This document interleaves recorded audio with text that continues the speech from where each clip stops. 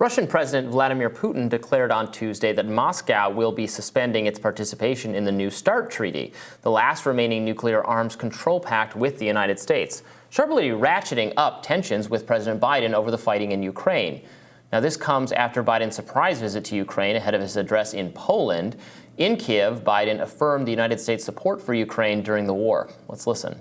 Freedom is priceless. It's worth fighting for as long as it takes, and that's how long we're going to be with you, Mr. President. These conversations brings us closer to the victory, and we hope that this year, the 2023, will become a year of victory. But co-host of the Useful Idiots podcast and Gray Zone journalist Maté is claiming that the report on Putin is false. He tweeted Russia is not withdrawing from New START, which expires in February 2026, but it makes renewal less likely. And without renewal, there will be no limits on U.S.-Russian nukes. Voices like the late Stephen F. Cohen have been warning of this for years, but Russiagate mania drowned us out. NATO Secretary General Jens Stoltenberg said Russia's decision to suspend participation in the latest START bilateral nuclear arms control treaty makes the world a more dangerous place, urging Putin to reconsider. Let's watch.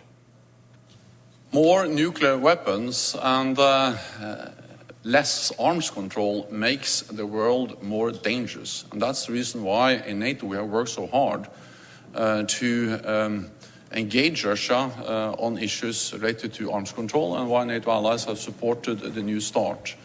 And also why I'm calling on Russia today to reconsider its decision to suspend its participation in the New START agreement. It is President Putin who started this imperial war of conquest. It is Putin who keeps escalating the war.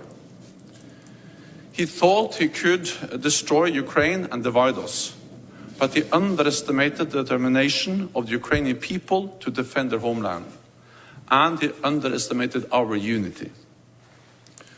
1 year since he launched the Russian invasion, we see no sign that President Putin is preparing for peace.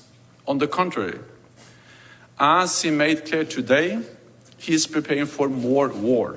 Is there any sign that we're preparing for peace, would be my question. Right. And to be clear, Aaron Maté is right here. The inspections of the nuclear arsenals have been suspended for COVID reasons, and the question is whether or not they're going to allow the inspections to be renewed. So the point of START is to put limits on the nuclear arsenal and how many missiles they can have that can travel a certain amount of distance. And from Russia's perspective, what they're saying is, you are engaging in a NATO offensive. You are funding a proxy war against us.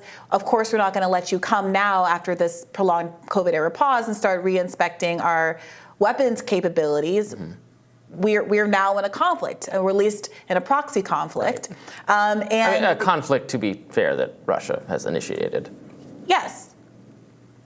And so therefore, if you are going to be participating in this, Mm-hmm. Ukraine is not in NATO. That is the whole point. But if you are going to be participating in this conflict, then no, you are basically on the other side of a war that we are now in, and you can't come look at our nuclear arsenal. This is not to say that there is a withdrawal from the treaty, but basically that the treaty is conditional, and is this going to just be something that's being used as a bargaining chip in order to either force the West into its position of being kind of openly anti-Russia and their involvement in this war, fighting a proxy war to, quote, weaken the Kremlin, or are they going to recognize that there are consequences, basically, for their involvement? Right. I mean, the Kremlin is correctly perceiving that we are engaged in this proxy war with them over Ukraine, that we've said that it will go on as long as it takes, that the Biden administration is prepared to offer unlimited funding and resources to ensure Ukraine's defense, and that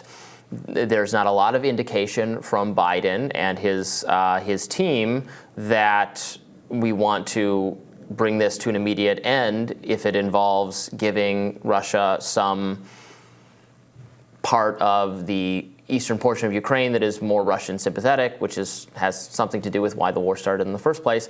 Are there willing to be those concessions? And if there are not, well, this will just go on forever? Is the goal actually to undermine the Putin regime, which would probably also make them not want to participate in this treaty. So Yes. we're just going back to a kind of Cold War mentality here. Yes, and to be clear, I mean, it is difficult to talk about without being characterized as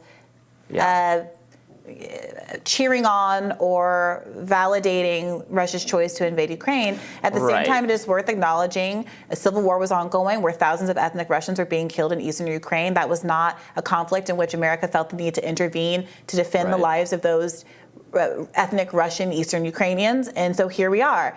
And so this is something that, this is a statement from Putin in the Washington Post, quote, if the U.S. conducts tests, then so will we nuclear tests, because this is something else that the treaty was supposed to constrain. Putin said, nobody should have any illusions that global strategic parity can be destroyed.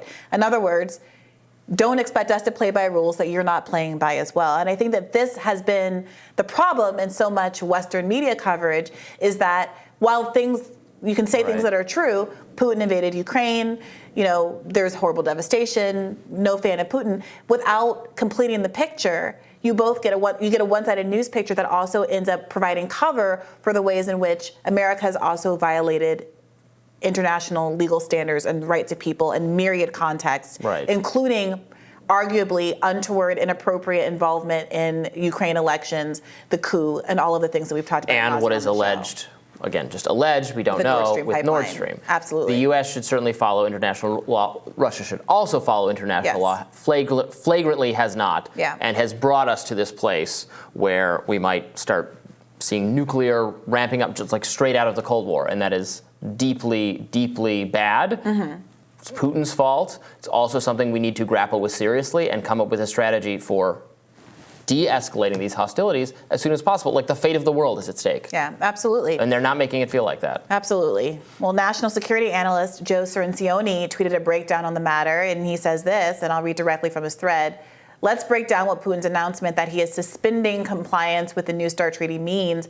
The accord limits the U.S. and Russia to 1,550 operationally deployed strategic weapons. It runs through the year 2026 and is the last remaining strategic arms control treaty. First, this is a major violation of the treaty. There is no provision for suspending compliance with the treaty. It formalizes Russia's existing non-compliance with the treaty. They have refused to allow inspections of their weapons as mandated by the treaty. Second, not only will Russia not restart the inspection suspended during COVID, but it will likely suspend data exchanges in meetings of the bilateral consultative mission. Russia is likely to remain under the limits of the treaty. The U.S. assesses no change in deployed forces. I will say already there's obviously a policy for suspending the treaty if it's been suspended, admittedly for COVID reasons, but I don't mean to interrupt, like you continue there. We were going to read a little bit more of that, but I guess not. Yeah, people can check out the full thread. I mean, Joe Cirincione, That's someone you've tangled with before. Yeah, I mean, I've had him on my show in a very cordial way. He's a leftist who has been an anti-nuclear proliferation expert for many years, and I value his insights on these things. But I also think that in the context of the Ukraine war, he was very antagonistic to the Congressional Progressive Caucus letter that was very mild in its call for peace or any negotiations. He has been more zealous in his, I would say, encouragement of continued military support to Ukraine in a kind of caveated way than I would be, and that I was surprised a leftist would in fact be. And I think that there might be ways in which that turn that he's taken for whatever reason, and maybe he wouldn't characterize it as a turn, I'm not trying to put words in his mouth, is also affecting some of the way that he's characterizing things in that thread. So I think it's a valuable thread insofar as it articulates what the purpose of this treaty was. But at the same time, Putin is clear that he's saying he's not withdrawing from the treaty. He feels as though, obviously this is his perspective, the arrangement is being violated by the U.S.'s choice to engage in this proxy war. And so the treaty is a treaty. It's a peacetime treaty. And if you're going to effectively not be at peace because of your proxy relationship with Ukraine, then there are obviously strategic implications to that. Is the U.S. going to open its doors to allow Russia to come and inspect its nuclear reserves in this time? I mean, again, it's the lack of parity, in Putin's words, that I think is the concern here. And I hope that, given the importance of this treaty, that there are negotiations that can happen that make everybody assured. Everybody stands down. Yeah. Yeah. Absolutely. Well, we'll have more Rising right after this. Please stay tuned.